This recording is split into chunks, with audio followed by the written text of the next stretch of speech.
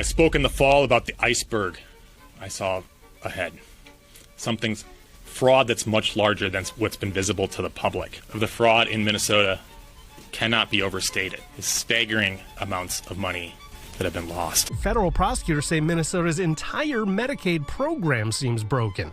What we see in Minnesota is not a handful of bad actors committing crimes. It's a staggering industrial scale fraud. It's 90% of those that have been charged now by the U.S. Attorney's Office are Somali. It was 4 of the 6 today as well. But this really is out in the open. You can see it for yourself. The nice cars, the nice homes, and amazing to see now that perhaps this is catching up. Now, I'm sure everyone is wondering how much of this $18 billion was fraud. This is on my watch. I am accountable for this. And more importantly, I am the one that will fix it. They're not interested in that, so they throw about these numbers. This situation is getting worse and worse for Governor Tim Walz. This is an epic crash out that I have not seen before. What came out this week is not just adding details, it blew a hole in the story Walz and his administration have been telling. At the Minnesota fraud hearing, federal prosecutors went on record and said this, that the fraud in this state is far bigger than anyone was previously admitting. This is billions and billions of dollars. And instead of explaining how this even happened on his watch, Governor Tim Walz is now publicly disputing the numbers, questioning the prosecutors, and trying to downplay the scale of this. This isn't just about a fraud story. This is a place in complete crisis.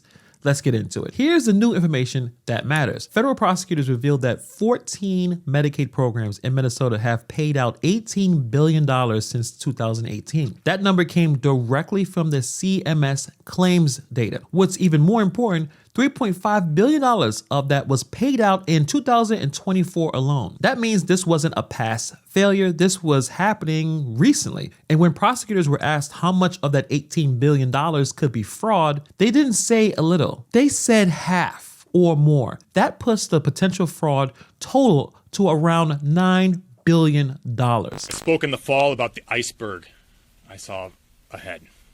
Something's fraud that's much larger than what's been visible to the public.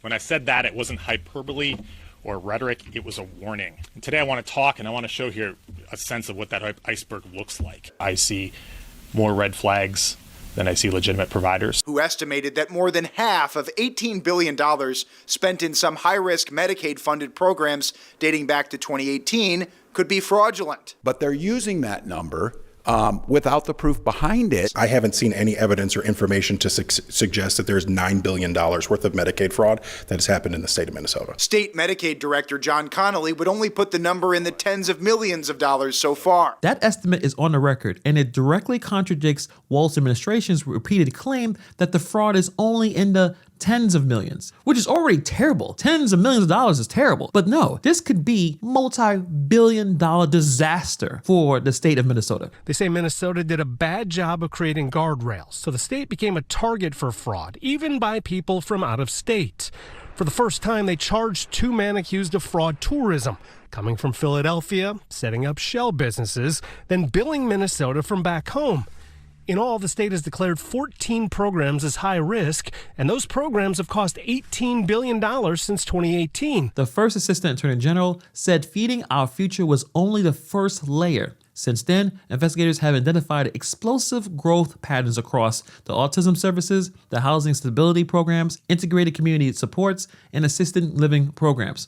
All fraud. They weren't random spikes. They followed the same playbook. They start small with no oversight, explosive year-over-year billing growth, no matching increase in real services. That's not coincidence, that's a system being gamed. And this is where the story gets even more bizarre. Journalists physically went to these providers, not just looking at documents or spreadsheets. They went to actual locations and they found that these clinics were empty. There were empty autism clinics, empty adult daycares, vacant service buildings. There's no patients, there's no staff, there's no activity. But outside, luxury cars, high-end SUVs, and investigators now say the money was traced to expensive homes, real estate purchases overseas. In Minnesota, investigators say the defendants, many of Somali descent, turned a federal child nutrition program into their personal bank account and then went on a global spending spree. The court exhibits obtained by CBS News show first-class trips around the world, including a villa with a private pool in the Maldives, lakefront homes in Minnesota, luxury cars, stacks of cash, and wire transfers moving the stolen taxpayer money to China and East Africa. If you go ahead and total it up for the last few years, and there you see it, some nice luxury cars right in the parking lot of some of these businesses. We heard more about that today as well. Where's all this money going? Funneled to other countries. We heard that from Joe Thompson today, to Kenya. Someone even bought a semi-truck.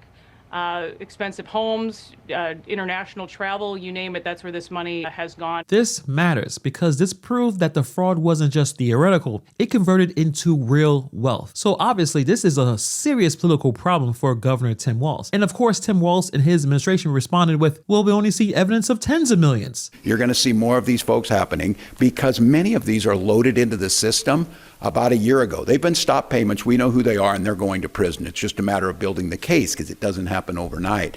But to extrapolate what that number is for sensationalism or to make statements about it, it doesn't really help. I mean, this is starting to look embarrassing because think about what Walz is actually asking you to believe. He wants you to believe that federal prosecutors, career attorneys, and investigators who deal with financial crime for a living somehow woke up in one day and said, you know what, let's throw out a random number. Billions sound fun. Seriously? Meanwhile, Walz is standing there like a man staring at a flooded basement, insisting that it's just a leaky faucet. Instead of explaining how $18 billion flowed through this high-risk programs under his watch, he pivots. He says that prosecutors are making this political. He even hints that they're taking orders from Washington, D.C.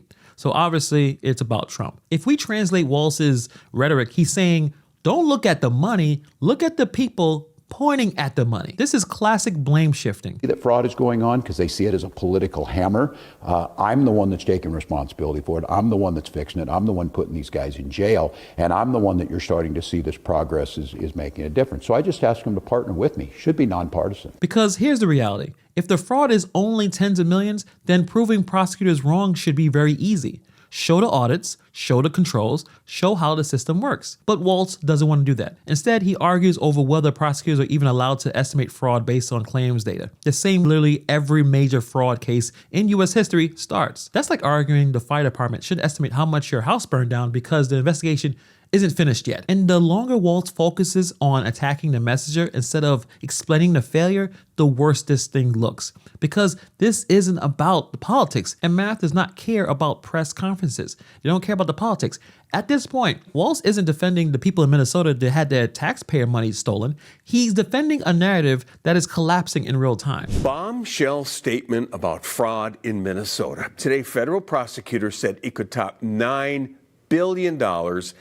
And tonight, taxpayers are voicing outrage. These are my lovely stockings. From a nurse in Woodbury. I am liberal politically. To a retired airport worker. Oh, I'm a Republican. Minnesotans on both sides of the aisle. We are all darn disgusted. We are furious. Are sick and tired of hearing about fraud in state-run programs for food, housing, and disability services. This post urging people to write letters to state agencies asking questions like which specific officials and managers have been disciplined, reassigned, or removed because of documented oversight failures. Who's going to be fired for this? Who's going to take responsibility and stop passing the buck? Lawmakers confirmed that the state whistleblowers are terrified. They believe retaliation has already happened. They don't trust leadership. They will not come forward if the information is routed back to the governor's office. Lawmakers also slammed Governor Walz and his inspector general for the retaliation they say against state whistleblowers. This fraud has been perpetuated on your watch, and the whistleblowers who reach out to us within the department are terrified, and they feel that they've been retaliated against already. They feel that they are very afraid. They're afraid to reach out to us, and if they thought we were then turning around and giving it to you, we would not have whistleblowers. The one thing that I'm freaking worried about is this freaking fraud that is happening over our state, where there's 600,000 disability people in the state of Minnesota that could suffer. This matters because if whistleblowers are afraid, that means that the fraud can continue undetected. This is how systems continue to fail. Lawmakers reveal at least one provider already indicted in Feeding Our Future case continues to receive state payments.